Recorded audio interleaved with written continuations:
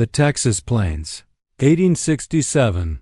Fire and chaos ripped through the quiet homestead. The night began like any other on the wide, wind-swept plains of Texas.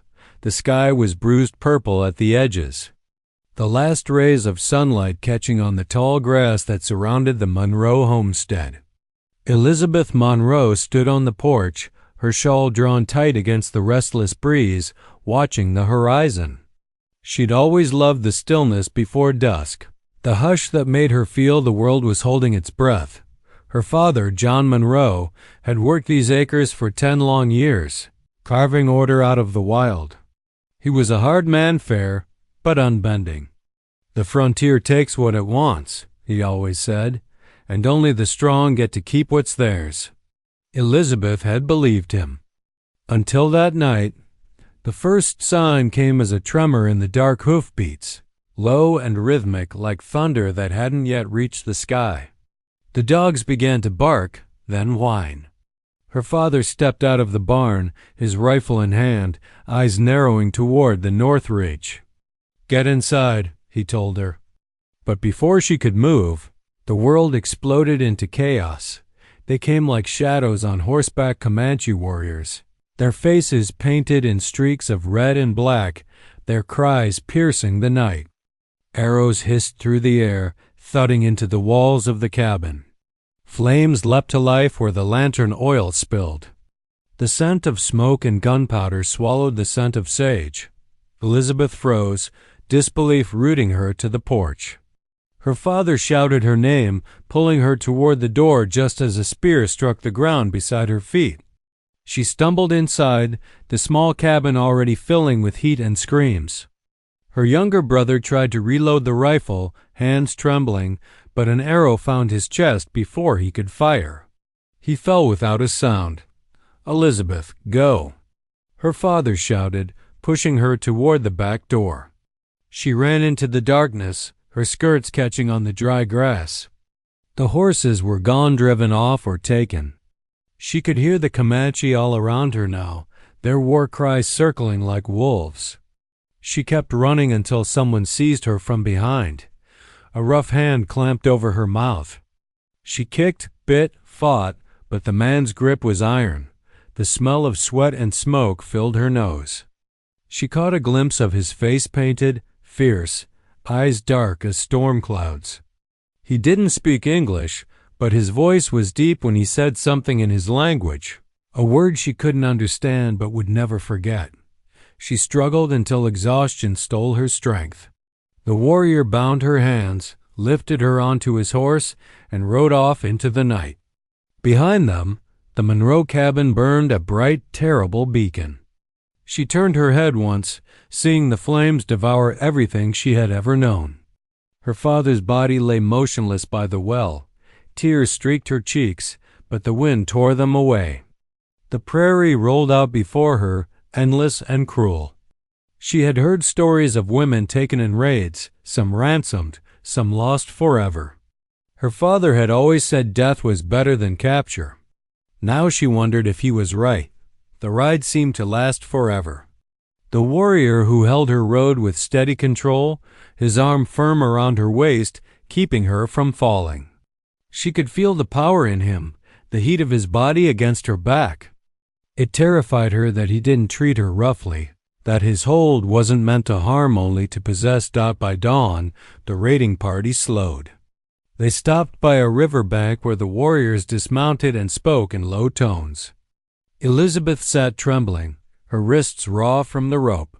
The warrior who'd taken her, she would later learn his name was Tan, removed her gag and offered her water from a leather pouch. She refused at first, glaring at him with all the hatred she could summon. He said nothing, only watched her with those unreadable eyes.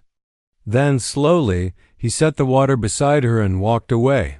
That small act, mercy, or something like it, unnerved her more than cruelty would have. When the sun rose fully, painting the plains gold, Elizabeth saw how far from home she was. No house, no father, no law, only sky, grass, and the people who had taken her.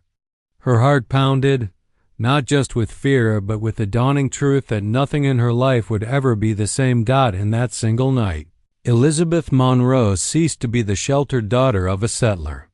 She became the captive of a Comanche warrior and the unwilling participant in a fate that would soon bind her heart to the very man she'd been taught to hate. The morning light crept across the plains like liquid gold, painting the world in a color Elizabeth had never seen before. It was too beautiful for a place that held her prisoner. The Comanche camp stretched around her in a loose circle, tipis made of buffalo hide, fires burning low, horses grazing freely near the river. The air smelled of smoke, leather, and something wild she couldn't name. Elizabeth sat near one of the fires, her wrists still bound, though less tightly than before. Her throat ached from thirst, but pride kept her from reaching for the water skin left beside her. The warrior who had captured her, the one they called Tejan, stood apart from the others, speaking with older men. His voice carried, low and sure, like someone used to being obeyed. He was tall, taller than any man she'd known, with broad shoulders and a lean, powerful grace. His hair fell past his shoulders, black and shining, tied with a strip of leather. His chest was bare except for a necklace of animal teeth and a single eagle feather. He didn't look at her often, but when he did, she felt it, like a hand closing around her heart. She had been raised to believe men like him were savages, murderers, beasts, but there was nothing beastly in the way he stood, alert, composed, every movement deliberate. He carried himself like a man who owned his world. When one of the older warriors gestured toward her, Tejan's gaze followed. He spoke a few words, sharp and certain. The elder nodded and the rest turned away. Tejan came toward her then, each step measured, silent on the earth. Elizabeth scrambled to her feet, lifting her chin. "Don't touch me," she said, her voice hoarse but fierce. "I'm not yours." He paused, studying her. For a moment, she thought he hadn't understood, but then he spoke in accented English that startled her. "You are my wife now." She flinched as though struck. "I will never, never be your wife." His jaw tightened. "You live because I take you. If I leave you, others will kill you. Or worse." His tone was not cruel, only factual, as though explaining the way of things. "Comanche law. You belong to me. No one else can touch." Belong. The word burned in her ears. He reached out then, untied the rope from her wrists, and stepped back. "No more binding," he said simply. "You stay. You learn." She rubbed her raw wrists, glaring up at him. "You think I'll just obey you? Be some kind of slave?" Something flickered in his eyes, amusement maybe. "Not slave," he said quietly. "Wife, you will see." Then he turned and walked away, leaving her trembling in the cold morning air. That day passed in a haze of disbelief.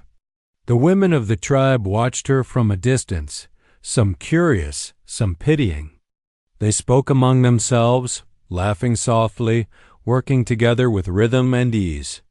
A young woman brought her food, roasted meat and flatbread, and when Elizabeth hesitated, she smiled and nodded toward it. Hunger won over pride. Elizabeth ate in silence, tasting smoke and salt.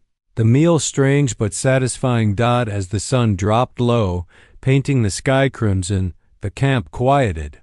Warriors returned from hunting, leading horses heavy with meat. Children ran barefoot through the grass. It should have felt like chaos, but there was order in it, a rhythm she couldn't yet understand.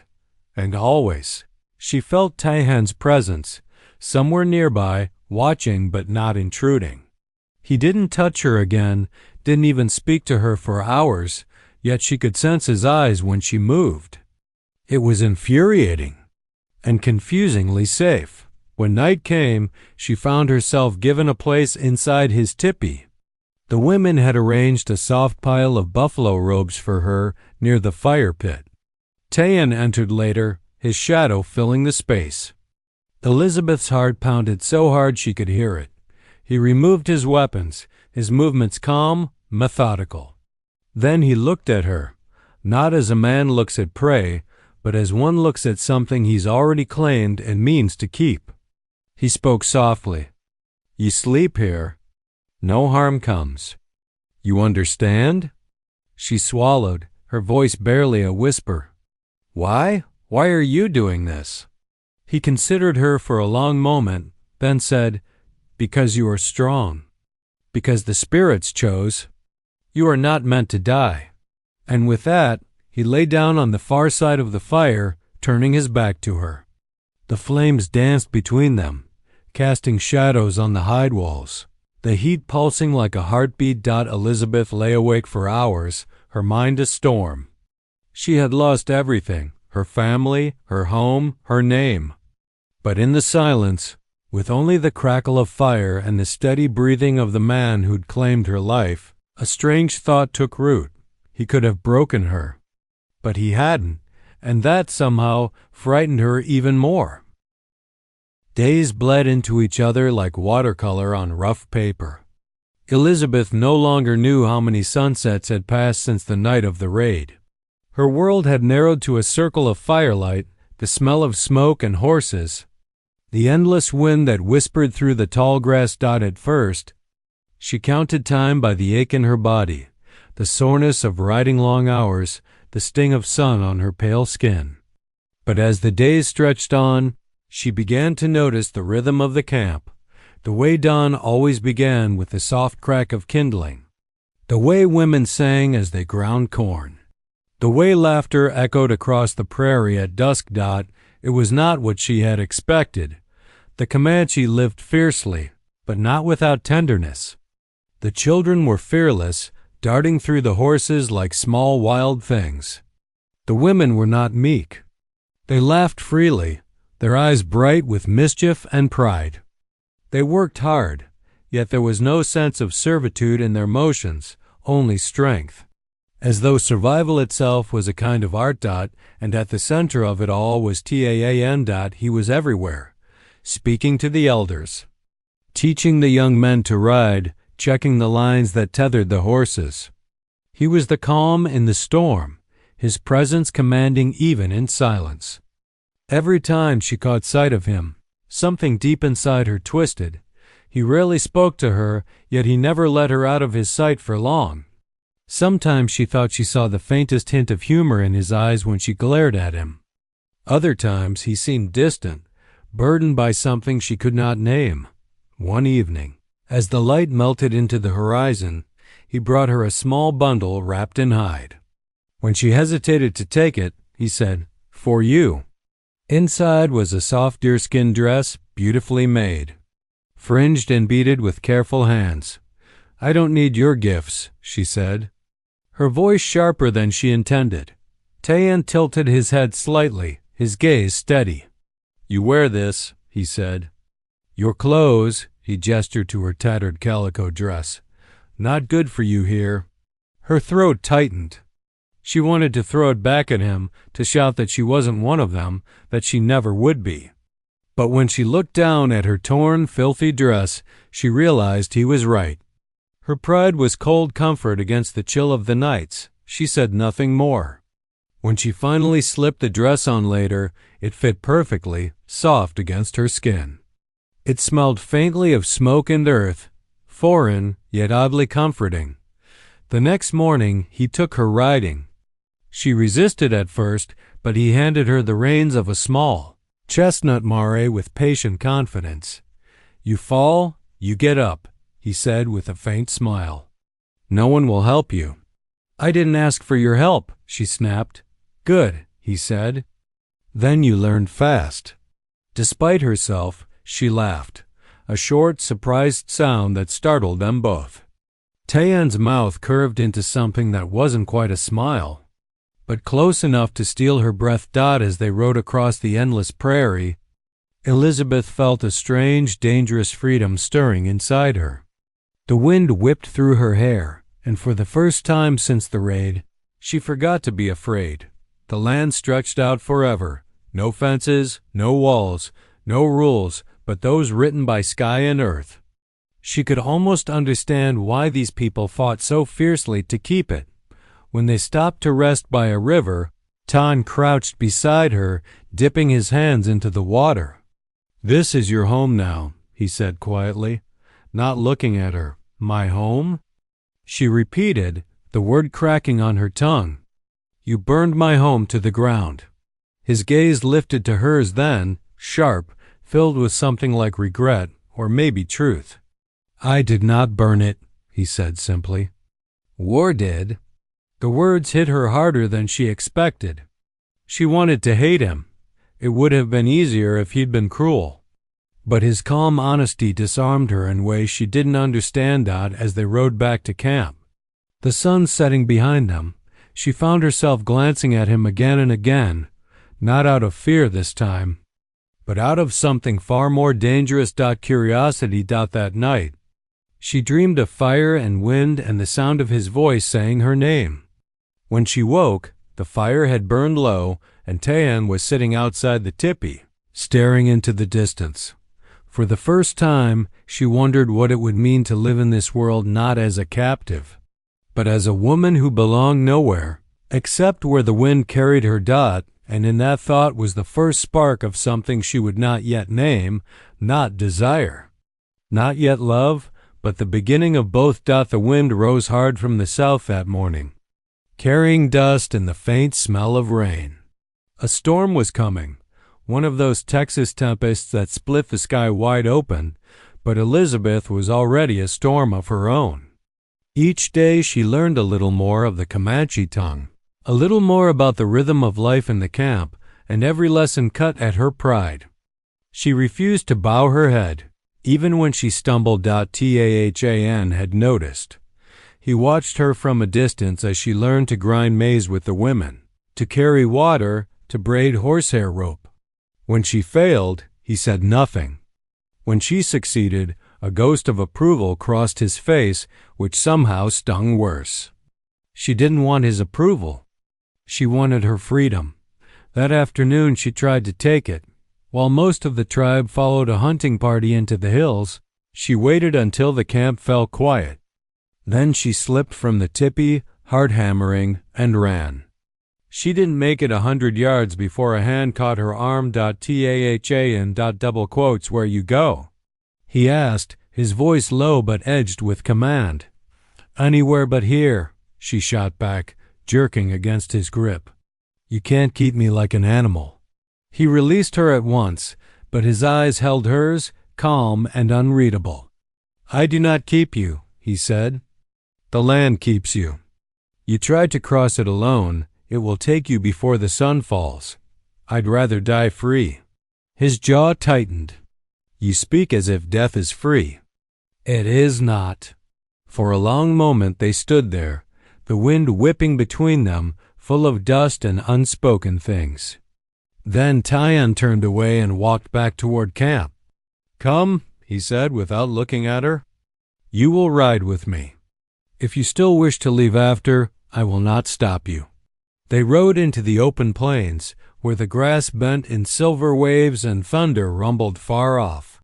Elizabeth had no choice but to follow, yet part of her wanted to. The air smelled of rain, sharp and alive. When lightning split the horizon, Tahan slowed his horse beside hers. "You see?" he said quietly. "The land is not cruel, only honest.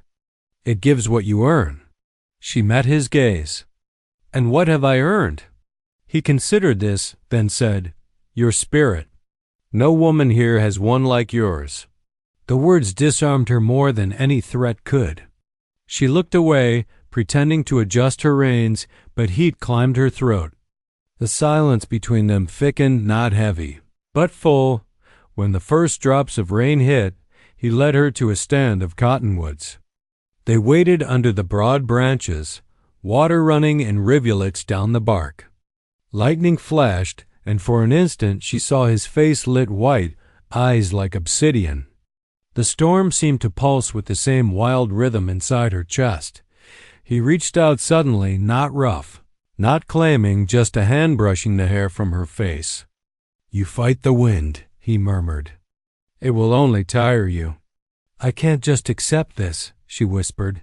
"You must not," he said. "But learn when to bend." Then he stepped back, giving her space again, as if the nearness had meant nothing.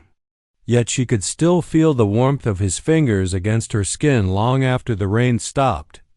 When they returned to camp at dusk, the others greeted them with laughter and stories of the hunt. Tayan said nothing of her attempted escape. He only handed her a blanket and gestured toward the fire. She sat in silence, watching him across the flames.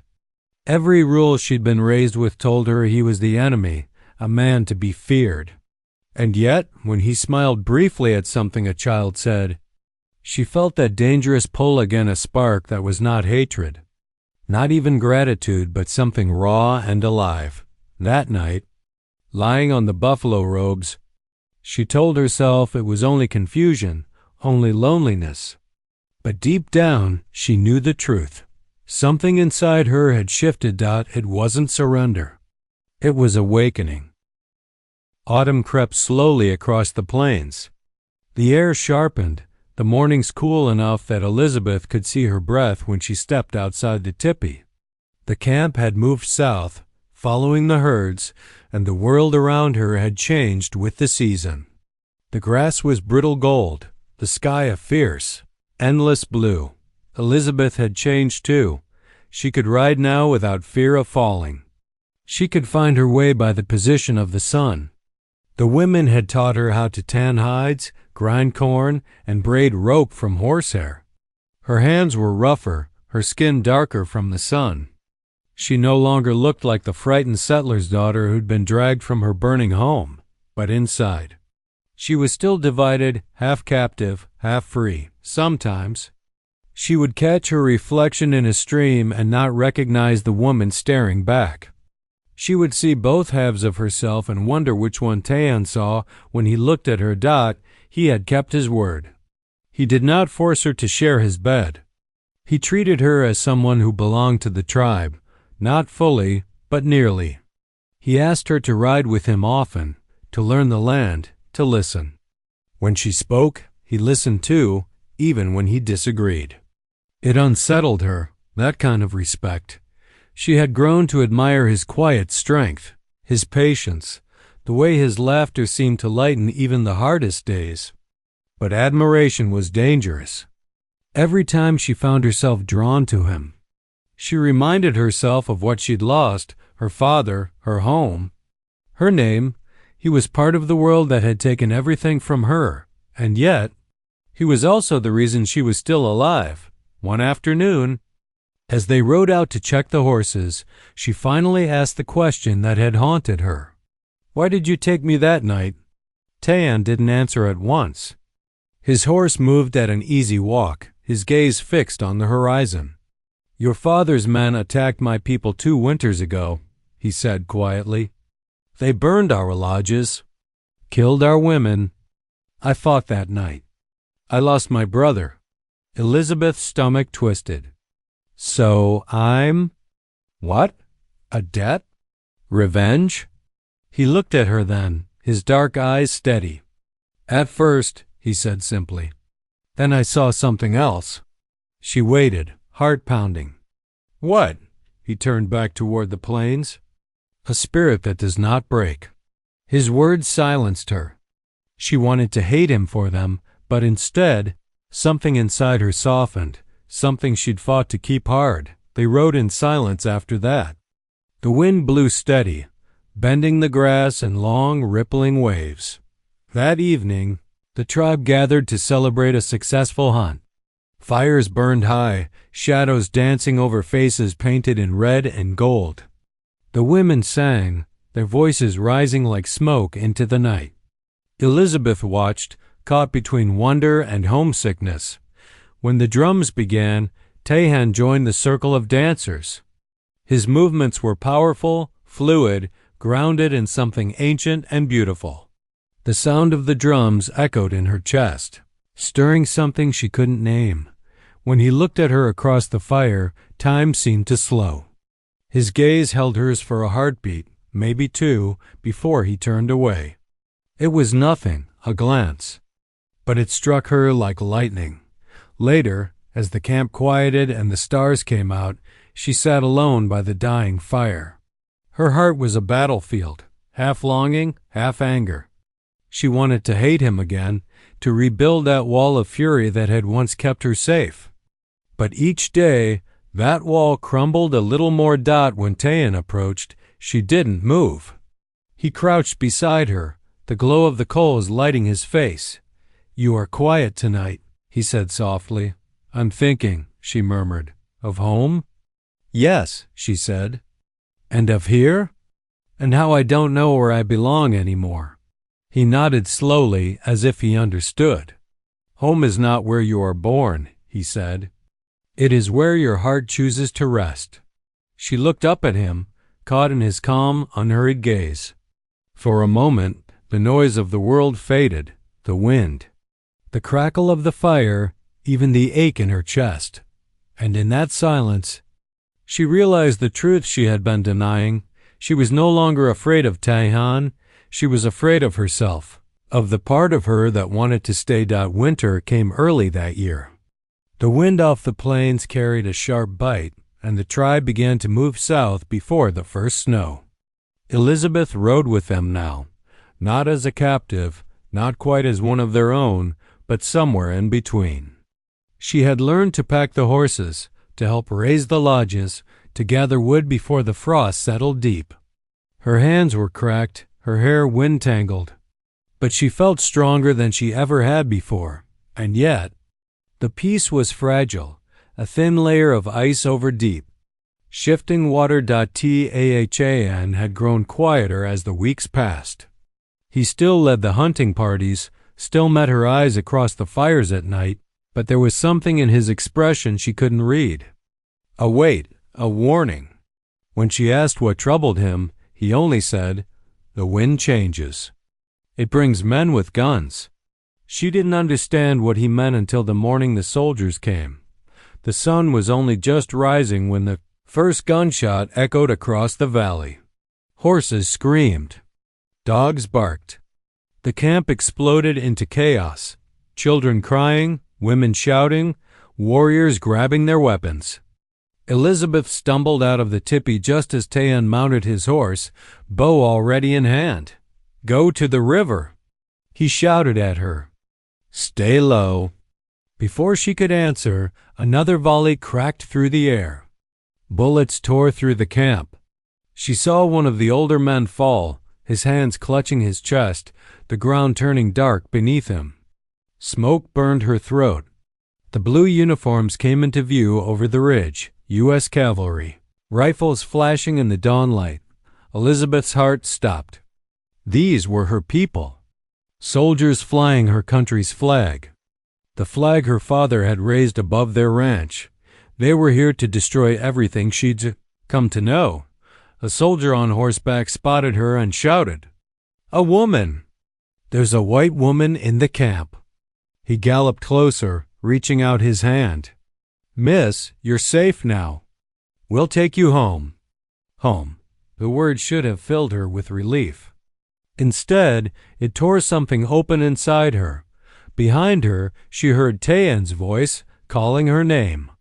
When she turned, she saw him surrounded, firing arrow after arrow, his movements a blur of precision and fury. A bullet grazed his shoulder, another struck his horse. He fell, rolling to his feet, blood streaking down his arm.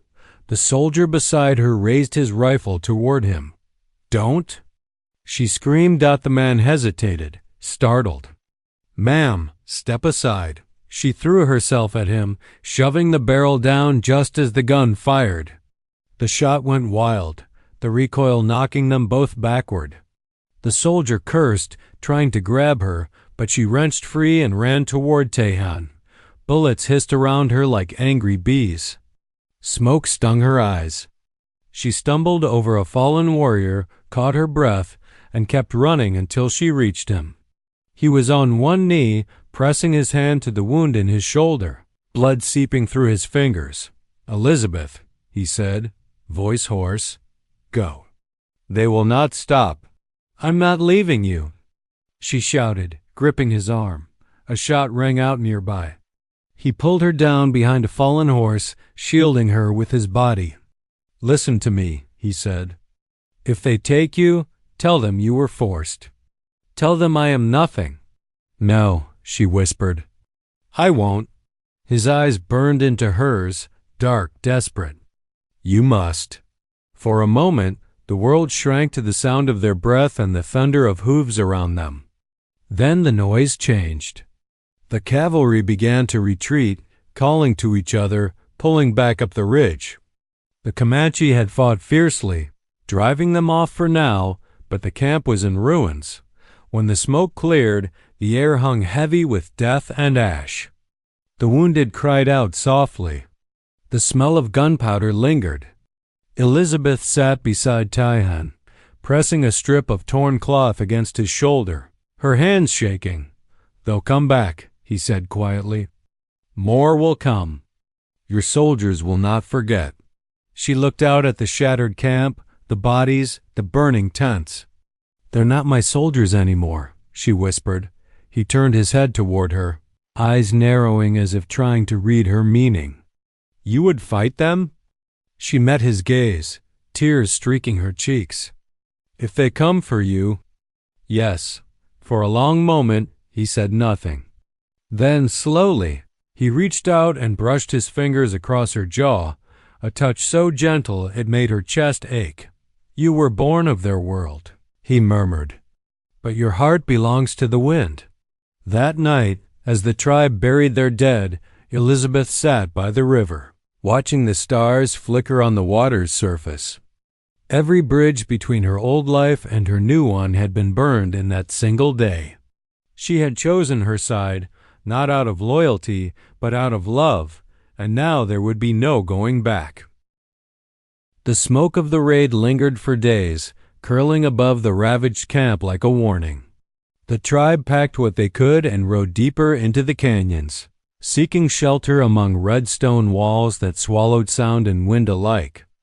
They carried their wounded with them, Tan among them, his arm bound in leather, his skin pale beneath the paint.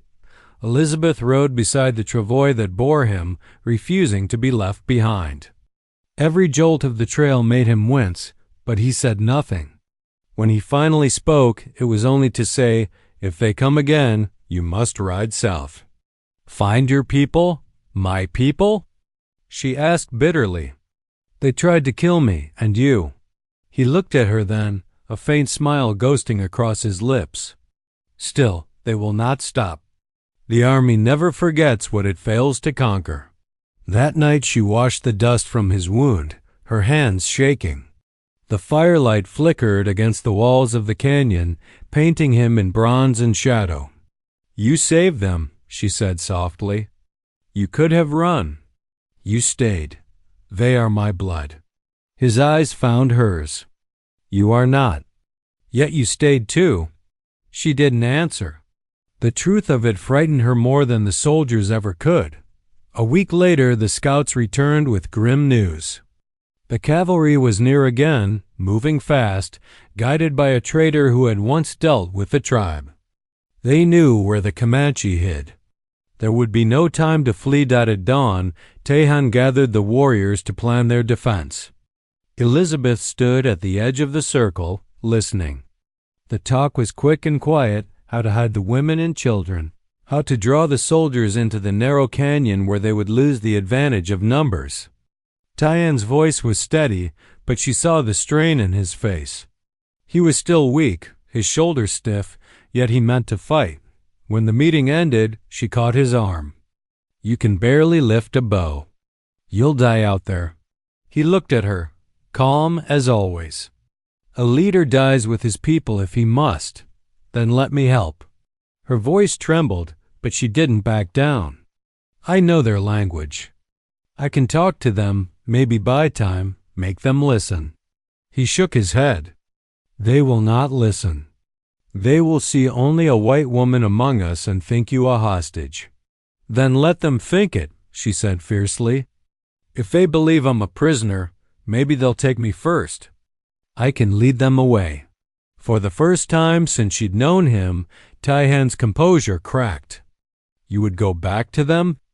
"If it means saving you," she whispered, "yes." He stared at her for a long moment, the firelight catching in his dark eyes. Then he said, very quietly, "The wind chooses strange paths for brave hearts." At sunrise she rode out under a flag of truce, nothing more than a strip of cloth tied to a branch. The soldiers met her at the mouth of the canyon, rifles ready. Their captain, a hard-eyed man with a trimmed beard, reined in his horse. "Miss Monroe?" he said. "By God, you're alive." She swallowed the rush of emotion his words stirred. "I am. There are women and children back there. Let them go, and no one else needs to die." The captain frowned. "You've been with them too long. They've turned your head. Stand aside, miss, before you're hurt." "Taihan is not your enemy," she said, her voice rising. "He wants peace." "Peace?" The man laughed, bitter and short. "After what they've done?" He raised his hand to signal his men forward. Elizabeth's heart slammed against her ribs. There would be no talking them down. She wheeled her horse, shouting back toward the canyon one sharp cry that the Comanche would recognize as warning. Gunfire erupted. Smoke filled the air. The canyon walls echoed with the thunder of rifles and the scream of horses. Elizabeth rode hard through the chaos, bullets whistling past her ears until she found Taihan among his warriors. "They're coming." She gasped, "I know." He caught her reins, pulling her behind a ridge. "You should have stayed away. I couldn't." Her eyes met his. "I won't." Together they turned to face the smoke-filled canyon, side by side. Around them, the tribe prepared for its final stand. Elizabeth felt the weight of her choice settle deep in her chest heavy. Fierce and sure, if this was to be the end, she would meet it not as captive or soldier's daughter, but as something new, someone forged by loss and loyalty, and a love strong enough to defy every flag that flew above the plains. When the battle ended, the plains were silent again. The smoke drifted low between the canyon walls, and the morning sun spilled through it in thin golden shafts. The soldiers had withdrawn at last, bloodied, defeated, leaving behind their dead and their pride. What remained of the tribe moved like ghosts among the fallen, gathering their wounded. Whispering prayers to the wind, Elizabeth found Taihan a mile from the riverbank, standing alone beside his injured horse. His arm was wrapped in a fresh bandage, his face streaked with dirt and sweat. For a moment she only watched him, afraid that if she spoke, the fragile quiet would break and the world would collapse again. He turned when he sensed her, exhaustion written in every line of his body. "You are not hurt?" "Not enough to matter," she said. Her voice trembled, not from fear but from relief so deep it hurt. "You're alive." He smiled faintly. "You sound surprised." "I am." A tear slipped down her cheek and she laughed at herself. "You always said the wind keeps what it wants. I think it kept you." He looked at her for a long moment, then said, "And you?" "It seems the wind keeps you too." The tribe buried their dead that evening. Fires were lit in a wide circle, the glow reaching up to meet the stars. The elders spoke of endurance, of the people who survived because they refused to vanish. Elizabeth sat among them, listening to the words though she barely understood the language. Yet she felt every meaning, the grief, the pride, the promise of life continuing. When the ceremony ended, Taihan approached her. He held in his hands a small bundle wrapped in red cloth. "My mother's necklace," he said. "It is worn by those who belong to this people." She stared at it, her throat tight. "You're giving it to me?" "I am asking," he corrected. "You have no family now among your people. You may walk with us if you choose." The world seemed to tilt, filled with the sound of the river and the wind and her own heartbeat. For months she had lived between two worlds, captive and free, hated and cherished, torn between what she was born to be and what she had become. Now at last she understood there was no going back. She took the necklace. "I choose this," she said quietly. "I choose you." Taya nodded once, solemn, then reached to fasten it around her neck. His hands lingered at her collarbone, warm and steady. "Then the old life ends here," he said. "You begin again." Weeks later, when the Snows came to the high country, they were married in the Comanche way, a joining of hands before the tribe, an oath spoken not in church but under the open sky. There were no rings, only a fire and the circle of their people. The elder spoke of balance, of two spirits bound like wind and earth. Tayen's gaze never left hers as the words were spoken. When the ceremony ended, the tribe cheered and stamped their feet in the snow. Someone brought them a pair of horses adorned with ribbons and feathers. Elizabeth laughed, a sound that startled even her. For the first time since the night of the raid, the laughter felt like it truly belonged to her Dot as they rode out across the wide white plain. She looked back only once. The sun was setting behind the distant hills, gilding the land in light. Somewhere far beyond that horizon lay the world she'd come from, a world that would never understand what she had found here. Tayen reached across to take her hand. "You are not afraid anymore," he said. "I think I never was," she answered.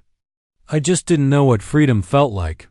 That night, camped beneath a sky so vast it seemed to swallow the earth, Elizabeth lay awake listening to the wind move through the grass.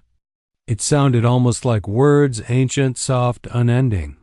She thought of her father, of the home that had burned, of everything that had been lost. And then she thought of everything she had gained: strength, purpose, a love that had defied two worlds. The wind shifted again, carrying the scent of rain and cedar. Tayen stirred beside her and murmured her name. Elizabeth smiled into the darkness. "I'm here," she whispered. "I'm home."